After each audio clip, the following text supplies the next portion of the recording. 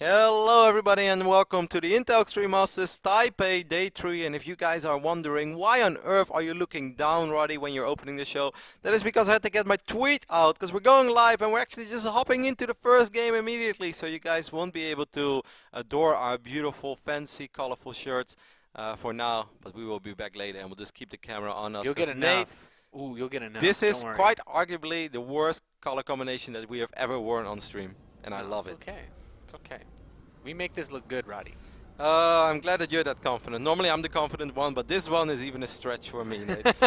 Anyways, this is going to be the final day of StarCraft 2 action over here on the secondary stream of the Intel Extreme Masters Taipei. From this point on, as soon as two players have qualified from each groups, today we're doing Group C and D, it's all going to be mainstream. That's going to be nice for you and me, Nate, as well.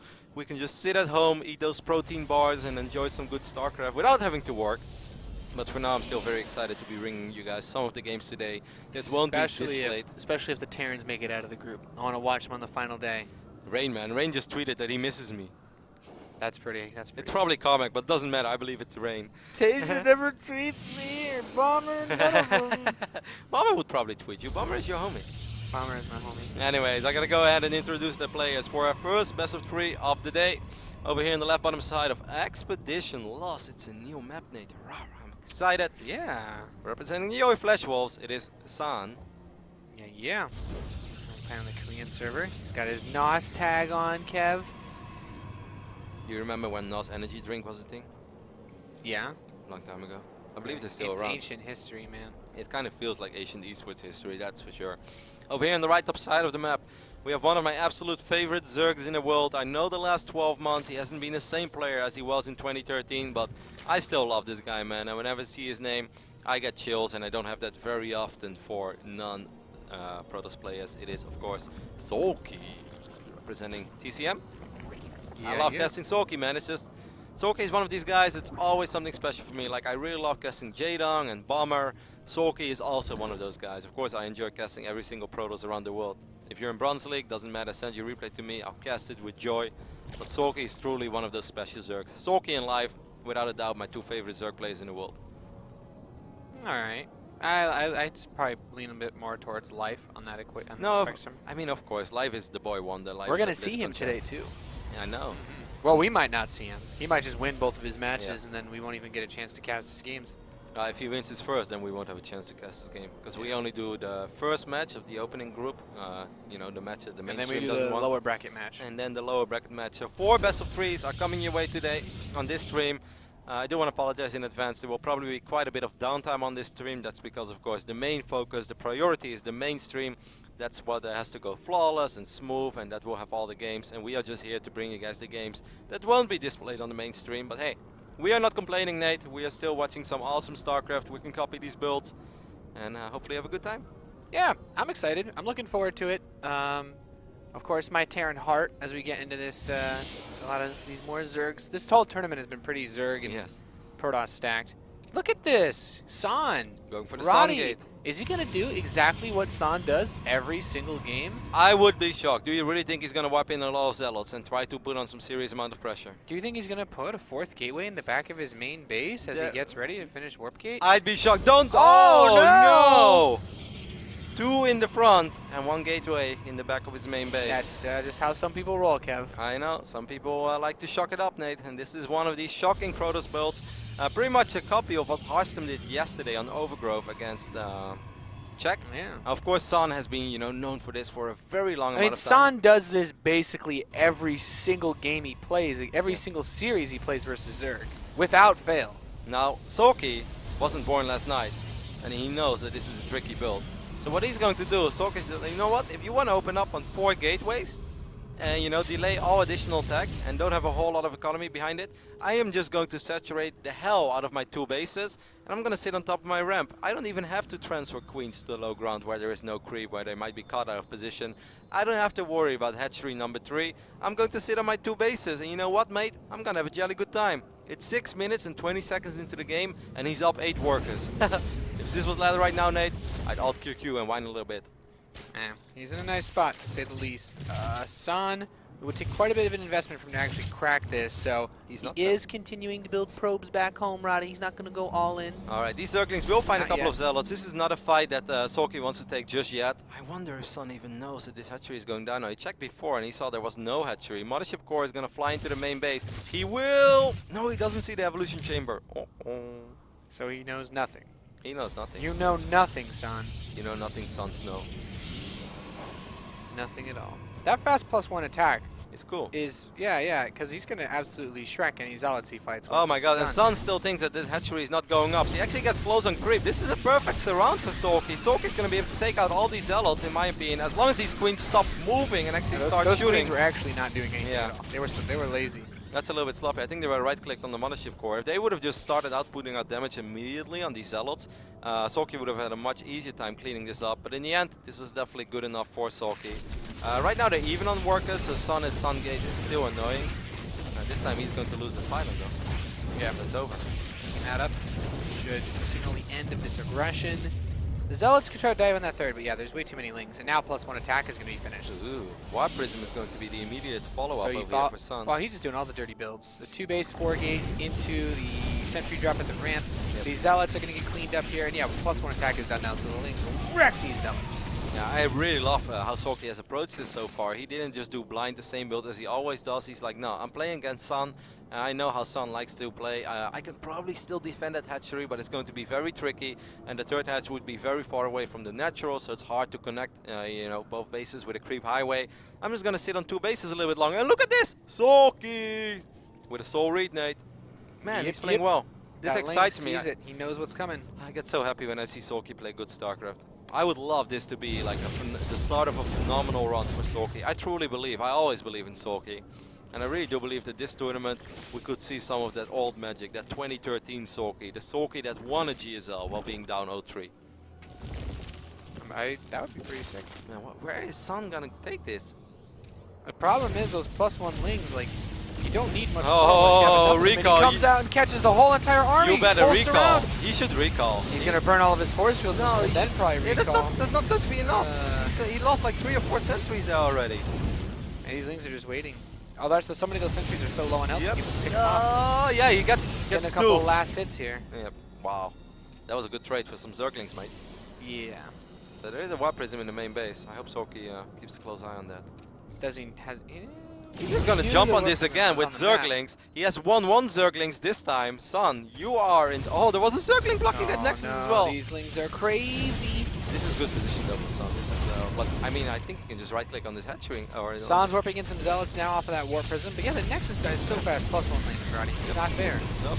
One more sentry going to fall as well. He's going to clean up these Zealots. +1 Zerglings are serious business. The RC. Oh, Zergling run by as well in the natural. Soulkey's all over this game. Soulkey just taking it to the hole here against Sun. Game number 1. Zealot being open to defend, but even those having a little bit of trouble. And as you said, there's the recall to go back into his base. Defends the Zealot pressure with no problem at all. And now the Spire is on the way, which pretty much means it's all over for a Robo play. Yep, because we don't even have a Twilight Council on the map yet. So we don't have a Stargate either. It's nothing but Zergling. Soulkey taking a note out of life, his playbook. It's like, so you're the Zerg King? Or the Link King? I think I can make some Zerglings as well. This Nexus is so dead. Even if it was in its coffin, Nate, it would still die. Yeah, that's generally fitting. I'll have to agree with you, Rotterdam. Most of the time when things are in the coffin, they are. Yeah, kind of. That's fair. That's a fair assertion to make. Warp Prism goes towards the third base. Oh my god, what a cool game. There's nowhere to go in. I love seeing a Zerg get away with this, because you just get these lings and those upgrades just start rolling so hard. Like, this is not a style that you want to bust out against the Protoss player that just opens Nexus first into 3-gate, 3 bases with Twilight and +2 Blink Stalkers. Like, no, this would not do all that well.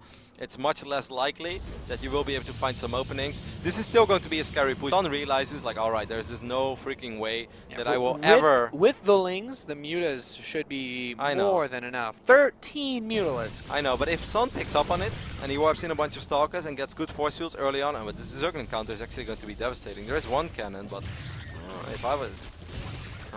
I'd just force out a bunch of buildings, I guess. Yeah, well, at the eventually, with the +1 attack, he should be able to just dig through a lot of this. There are quite a few cannons and such being set up. What I really like from Sun, though, is that he's bringing a probe as well. He's not just relying on the Warp Prism, that is going to be his only reinforcements, because then the Mutalisk could right-click on it. This is still a pretty terrifying Protoss army, Nate. Maybe get the probe and the Warp Prism. The probe is actually very exposed. Warp Prism's dead. The follow-up pylon getting picked off, and this choke point is pretty good for fighting against Lings. Probe, but the Mutalisk is still there. Oh my god, if he would have killed the probe, it's game over. Oh, the Zergling! Little Ling, no! I believe. Oh, he's going for it.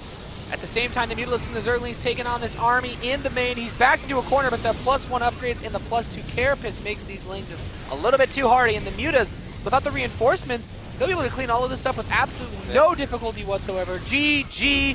Soulkey takes game number 1 in convincing fashion. Rotterdam. San tried the San Gate, didn't work.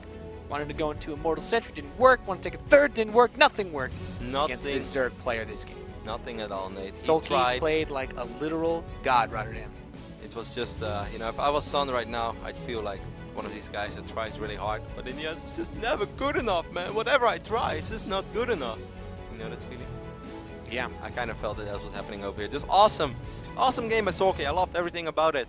Like I said before, I don't think this is a build that he would do against any other Protoss out there. But Sun, being as predictable as it is, or as he often is, and no.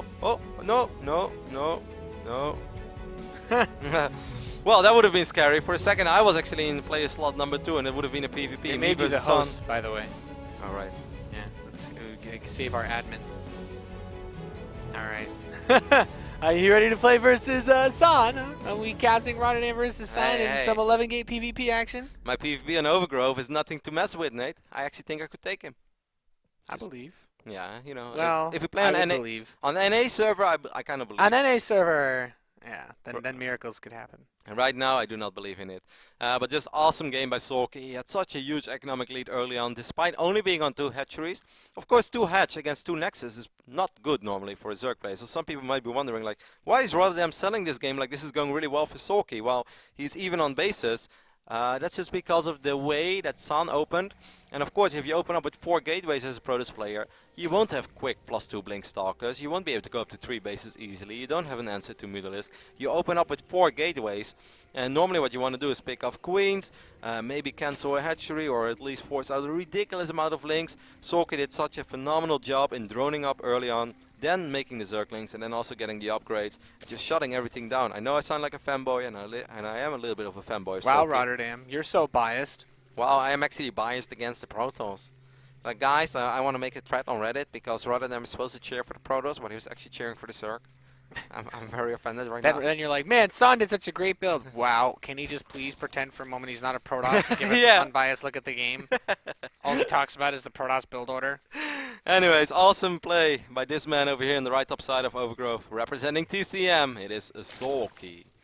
Soulkey. Finish him. Yeah. Was it you that was telling me? Yeah, his name sounds like a sick Mortal Kombat character. I have Mortal Kombat on the mind. I often, or I always said this, and I've said it to Mr. Bidder as well previous times in the past. And then Bidder was like, he was like experimenting with it and saying Soulkey in like 7 different ways. Yeah, and it's he's like Soulkey. Yeah, he's like, yeah, you're right. It is a really cool name. Soulkey wins. And over here on the left bottom side of the map, we have our Protoss, who is going to switch it up this game, and that excites me as well. As of course, I am a Protoss player by heart. Yoey Fleshwolf's San. San, one of the most consistent players in the world. He's still waiting for a couple of those big tournament victories. I know that he won an Aces Rock back in the days. But other than that, it's just deep tournament run after deep tournament run after deep tournament run. But not really, you know, he never won a DreamHack. He never won an Intel Extreme Masters. He never won a BlizzCon or a did he win? No, he didn't win a WCS season. He made it to the final but lost against Stardust 4-0 in PvP. That was actually awesome play by Stardust. Yeah, it doesn't have that big. He can't get the championship put a ring on it. Yeah, he doesn't have the championship ring. You know, son, if you like it, then you should have put a ring on it. And he didn't, Nick. No, he just put a 4th gateway on it instead. Does Soulkey know? Yep, Soulkey's Overlord has spotted this Nexus. He's like, ah, cool, you're switching it up. Well, if you're switching it up and I don't have to worry about your 4 gateway Sun, Zealot Thresher, then I am going to switch it up as well. No, he changes his mind. Oh, once again, another switch up. That's weird, Nate. That actually surprises me, because if I was Soulkey, I'd be like, man, Go for it. Go 3 hatcheries gasless. Is this the part where San still gets like a 4th gateway just hidden somewhere? I mean, it's possible, but I still think for Soulkey, he should be able to hold it then. You can take both extractors a little bit later, but Soulkey changing his mind, that's weird. That's not something you see a Zerg player of his caliber often do without really seeing anything different. It's not like he scouted something else. If it's Nexus first, Nate, it's Nexus first, and that's not going to change the first 5 minutes of this game. No. So Cybernetics score finishes up. There is enough gas for him to get any level of tech he could get early on, but it's going to be a Mothership core to start off. Yep, Sun doesn't know a whole lot. He doesn't know that there is an extractor going down.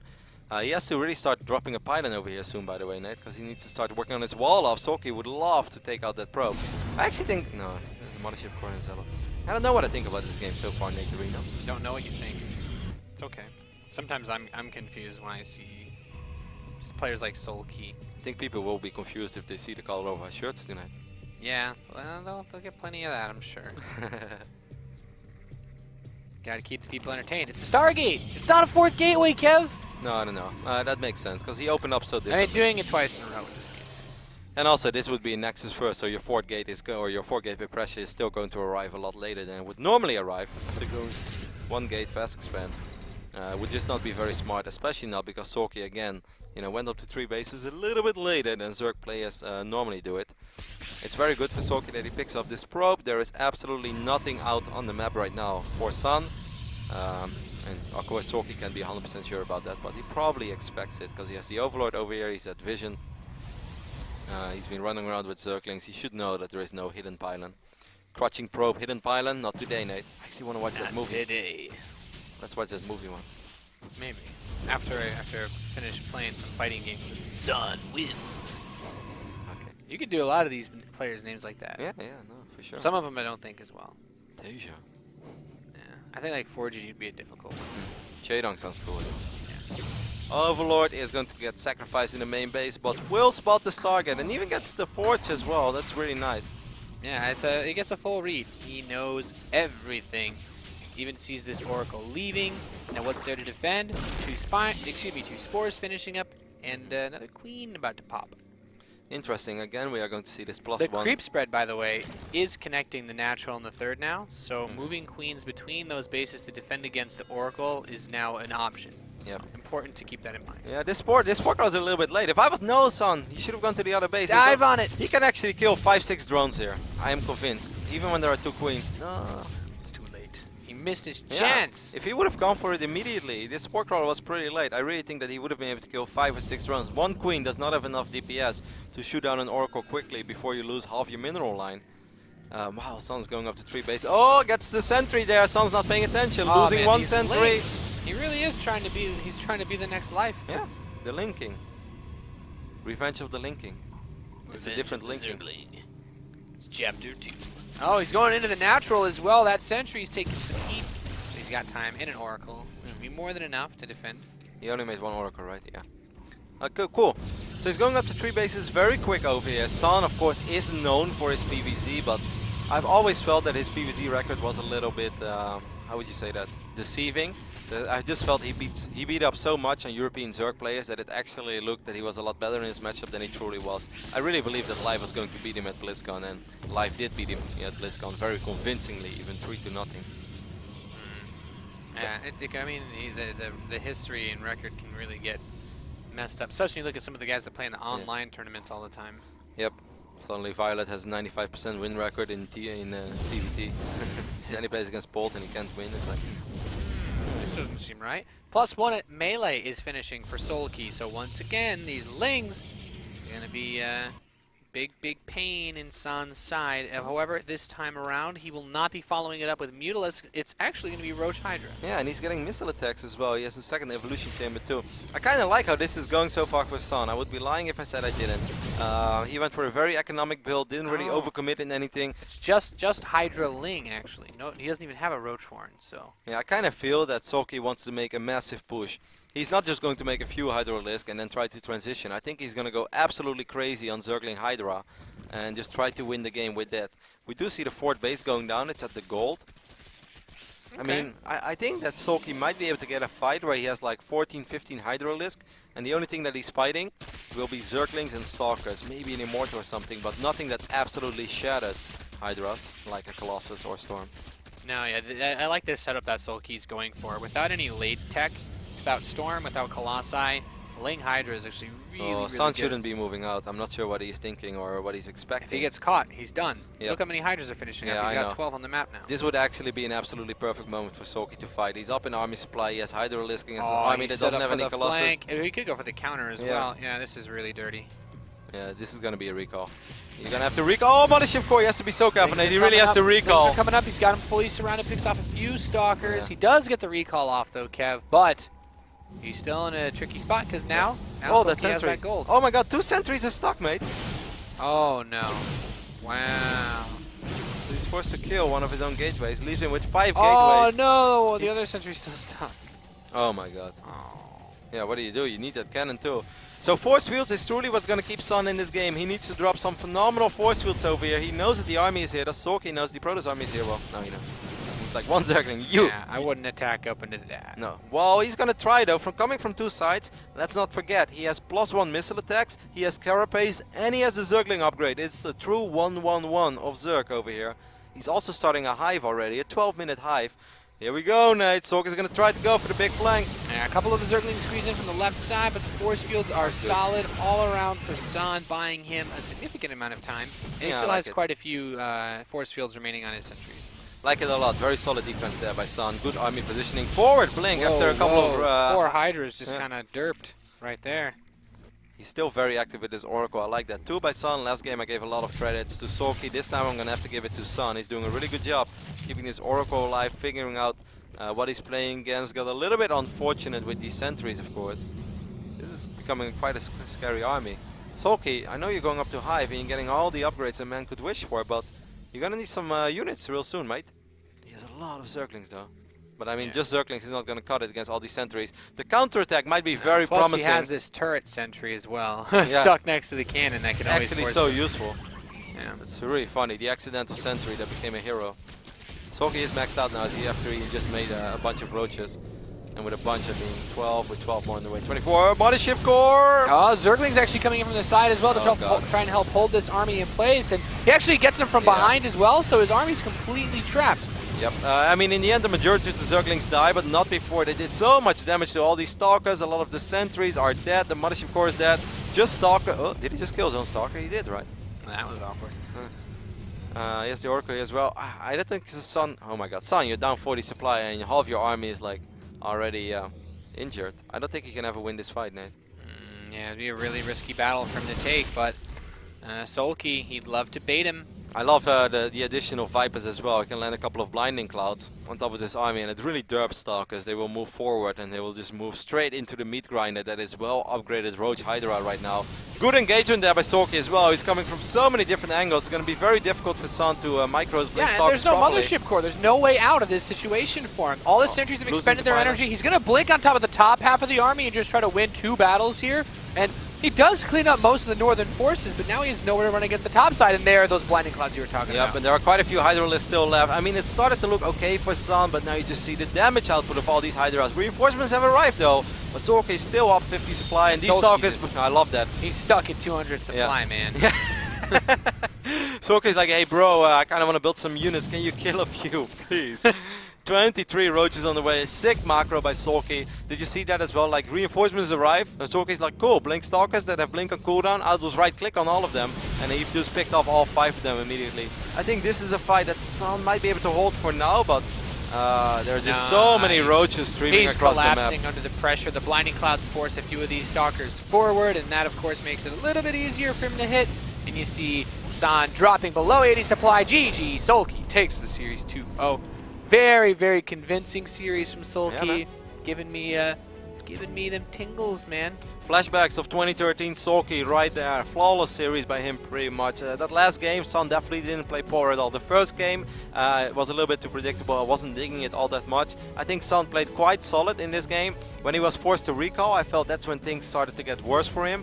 And then the sentries got stuck, you know, that's unfortunate. I love the positioning on the high ground with the first set of force fields. But then that final engagement, Soulkey had it planned out all along, you know, Zerglings coming in from behind. And even though, yes, he lost like 60 Zerglings when the Roaches and Hydras couldn't fight, but those Zerglings killed a lot of sentries. They forced all of the Stalkers to be at least on half HP.